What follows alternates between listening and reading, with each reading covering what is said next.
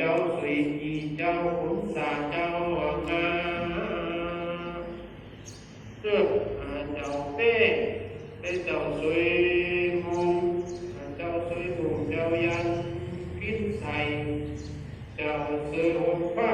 เจ้าหุบของเจ้าก็สุยเจ้า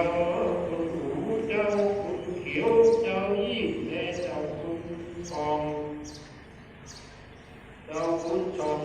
เจ้ามันเล็กเจ้ายุ่นจริงเจ้าคุณอ่องเจ้าคุณ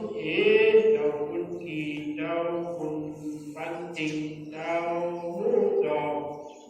เจ้าหกฟ้าเจ้าเกศแสง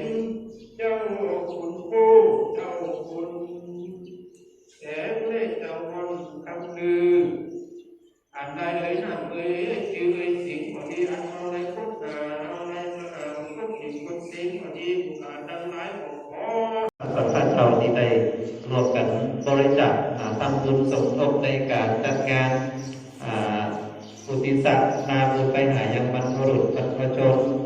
จังหวัดเจ้าเมืองเจ้าภาพเจ้าแผ่นดินผู้เสียสละเลิศเบิกต่อผู้เอกราชบ้านเมืองของเมืองไทยในปีไว้น้ำบุญของเขาในวันนี้นั่นเนาะผู้จัดการสุขภาพผู้คนต่อในบ้านทำต่อในบ้านลงทำต่อในบ้านลงก็สมคิดสมใจสมเด็จทุกปัจจัยบ้านลงแล้วก็เพราะนั้นเรียกว่าถึงที่ยอดพอปีปลายจากพระสงฆ์โดยการนำขององค์ปอท่านพระครูสุภกิจประยุทธ์องค์ปอรองเจ้าคณะอำเภอเมฆจันทร์วัดสันของในมาเป็นปกเป็นเก้าข้องในสังขารนี้หลวงพ่อพระครูบริรัตน์เกียรติยากรวัด